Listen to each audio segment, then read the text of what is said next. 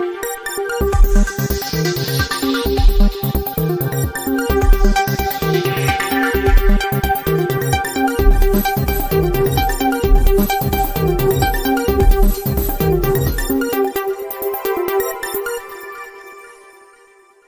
Democratic alliance के तत्वाधान में कृषि उपज मंडी प्रांगण में भाईचारा बनाओ सम्मेलन का आयोजन किया गया।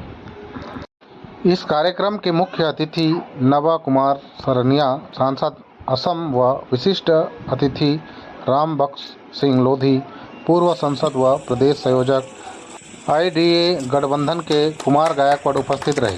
इस कार्यक्रम में डॉक्टर भीमराव अंबेडकर के तैली चित्र को पुष्पमाला अर्पित कर शुरुआत की गई। कार्यक्रम के मुख्य अतिथि का स्वागत पुष्पमाला से आयोजन सहित अनेक लोगों ने सम्मानित किया गया। कार्यक्रम में अतिथि के साथ आए लोग ने भी संबोधित किया गया। मुख्य अतिथि के रूप में नवा कुमार सरनिया ने कहा कि छत्तीसगढ़ में 96% आबादी SC, ST, OBC अल्पसंख्यक की है, लेकिन 4% आबादी वाले के नेतृत्व में विगत 76 वर्षों से प्रदेश की सत्ता में है। उनकी गलत नीतियों की वजह से जल जगत, जमीन, खनिज संपदा व स्वशासन की सामाजिक न्याय व्यवस्था को ध्वस्त किया गया है। इसी लड़ाई को IDA के द्वारा लड़ा जा रहा है। आज 76 वर्ष की आज़ादी में देश के विद्यमान सभी वर्गों, समुदाय, धर्मों व जातियों के लोगों को उनकी जनसंख्या के अनुसार शिक्षा, नौकरी, व्यापार, राजनीति आदि के क्षेत्र में हिस्सेदारी नहीं मिलती है, जिसकी वजह से SC, ST, OBC व अल्पसंख्यकों को दोहन किया जा रहा है। कार्यक्रम के अंत में असम के संसद में कार्यकर्ताओं के द्वारा अखाड़े का प्रदर्शन किया गया, जिसे बहुत ही सराहना किया गया। तत्पश्चात कार्यक्रम में उपस्थित पत्रकारों को मोमेंटो देकर सम्मानित किया गया।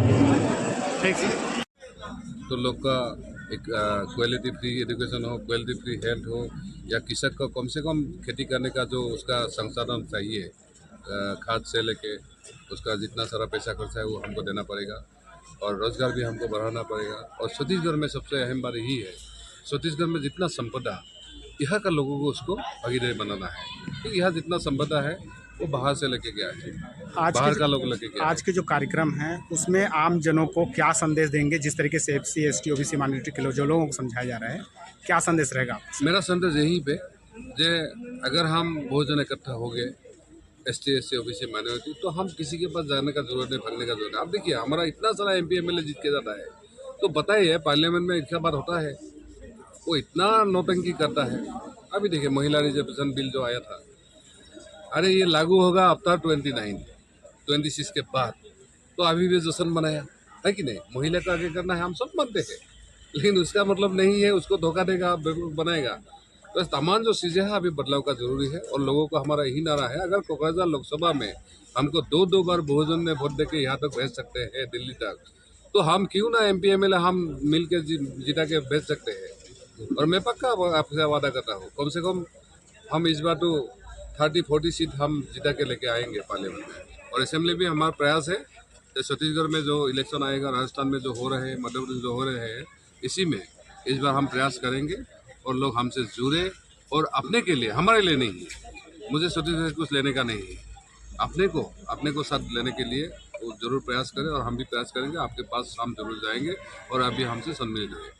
ST माइनॉरिटी से बिलोंग करता है, क्योंकि सभी देशवासियों के आज सत्यानाश हो रहे हैं, कोई जाति का, एक जाति विशेष का सत्यानाश नहीं हो रहा है। इसलिए आज पूरा का पूरा नॉन जनरल समुदाय प्रभावित हो रहा है। ये नॉन जनरल समुदाय के पूरे नौजवानों की और महिलाओं की, पुरुषों की, बहनों की, सबकी ये ज़रूरत है कि वो सड़कों पर आकर के अपने फेमस पार्टी अध्यक्षों से निवेदन करें, ये मांग करें कि वो IDA गठबंधन में इकट्ठे होकर चुनाव लड़ें। अभी चुनाव का जो समय नज़दीक आ गया है, अभी हम लोग जो है कोशिश करें कि किसी प्रकार से NDA गठबंधन को हमें हराना है। हम यहाँ पर चिकनी चुपड़ी बातें नहीं करते हैं, हम किसी पार्टी के नुमाइंदे नहीं हैं कि हम, और ना हमें राजनीति करना है, ना हमें नेतागिरी करना है। हम साफ और निष्पक्ष बात और निस्वार्थ बात बोलते हैं कि इस समय हमारी, आपकी, देशवासियों की क्या ज़रूरत है?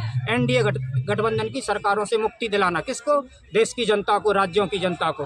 तो NDA की सरकार को मुक्ति दिलाने का काम कौन कर रही है इस समय? कौन सक्षम है? इंडिया गठबंधन वाले सक्षम है। क्यों सक्षम मान रहे हैं हम लोग उनको? क्योंकि उसमें अपने ओबीसी की और SC ST की और अन्य पार्टियां भी बहुत जल्दी जो शामिल नहीं हुई वो भी शामिल हो जाएंगी।